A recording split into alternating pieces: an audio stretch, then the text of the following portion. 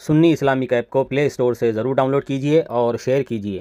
اس کے اندر قرآن پاک اردو اور رومن اردو لینگویج میں موجود ہے، حدیث پاک موجود ہے، عقائد موجود ہے، مسئلے مسائل موجود ہیں۔ ضرور ڈاؤن لوڈ کریے اور شیئر کریے۔ وعلیکم السلام ورحمۃ اللہ وبرکاتہ۔ اعلی حضرت فاؤنڈیشن گروپ میں آپ کا سوال موصول ہوا۔ آپ نے سوال پوچھا ہے کہ جب ہم نبی اکرم صلی اللہ علیہ وسلم کے بارے میں کہتے ہیں کہ رسول کریم صلی اللہ علیہ وسلم سنتے ہیں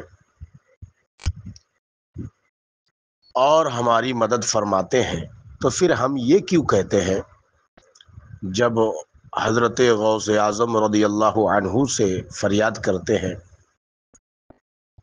کہ اے غوث اعظم، آپ سننے والے ہیں، آپ کے سوا کون میری مدد کرے گا؟ تو پھر ایسا کیسے کہہ سکتے ہیں؟ تو دیکھیے، اس طرح کہنے سے کہ آپ کے سوا میری کون مدد کرے گا، اس کا یہ مطلب نہیں ہوا کہ وہ انسان دوسرے کو مددگار نہیں سمجھتا۔ یہی تو وہابیوں کا مکر اور فریب ہے کہ وہ فوراً اس کا یہ مطلب نکال لیتے ہیں کہ دیکھو، یہ لوگ رسول کریم صلی اللہ علیہ وسلم کو مددگار سمجھتے ہیں اور رسول اللہ کے سوا کسی اور کو مددگار نہیں سمجھتے ہیں، تو کیا اللہ مددگار نہیں ہے؟ لہذا یہ لوگ مشرک ہے، نعوذ باللہ۔ تو کہنے کا مطلب یہ ہے کہ جب ہم اور آپ دنیاوی زندگی میں بھی جب کبھی مدد کی ضرورت ہو جاتی ہے، بہت زیادہ مدد کی ضرورت ہوتی ہے، تو ہم گہار لگاتے ہیں اپنے کسی معتمد آدمی کے پاس جا کے کہ آپ ہماری مدد نہیں کریں گے تو پھر کون کرے گا؟ اس کا یہ مطلب نہیں ہے کہ وہ بندہ کو ہی صرف ہم مددگار سمجھ رہے ہیں کہ یہی ہماری مدد کر سکتا ہے، دوسرا ہمارے پاس کوئی آپشن ہی نہیں ہے، یا دوسرا دنیا میں کوئی مدد کر ہی نہیں سکتا۔ اس کا یہ ہرگز مطلب نہیں ہوتا ہے، لیکن کہتے ہیں۔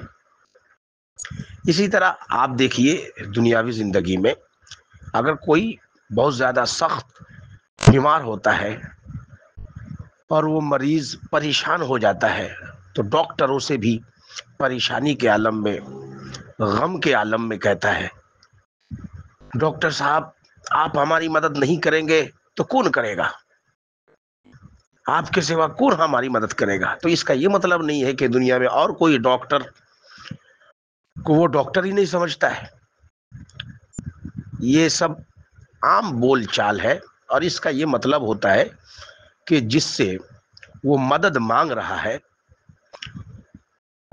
اس کی توجہ کا وہ طالب ہے، اس کی توجہ خاص چاہتا ہے وہ۔ بلکہ اگر آپ کتابوں کا مطالعہ کریں تو وہابی دیوبندیوں کی کتابوں سے بھی یہ بات ثابت ہوتی ہے۔ مثال کے طور پر دیوبندیوں کی کتاب ہے فضائل اعمال، اس میں دیوبندیوں کے بڑے مولوی قاسم نانوتوی کے اشعار لکھے ہوئے ہیں۔ اس میں قاسم نانوتوی کے اشعار میں ایک شعر ہے، وہ کہتے ہیں، مدد کر اے کرم احمدی کے تیرے سوا، نہیں ہے قاسم بے کس کا کوئی حامی و کار۔ اب آپ بتائیے، دیوبندیوں سے، وہابیوں سے پوچھا جائے کہ قاسم نانوتوی نے جو یہ کہا کہ نہیں ہے قاسم بے کس کا کوئی حامی و کار، تو رسول کریم کے سوا قاسم بے کس کا، یعنی قاسم نانوتوی کا کوئی حامی و کار نہیں ہے، کوئی مددگار نہیں ہے، کوئی حامی نہیں ہے، تو کیا اس نے اللہ کی مددگاری کا یا اللہ کے مددگار ہونے کا، اللہ کے حامی ہونے کا انکار کر دیا؟ تو جو جواب وہابیوں کا ہوگا وہی جواب ہم سنیوں کا ہوگا۔ امید کرتے ہیں آپ کو بات سمجھ میں آ گئی ہوگی.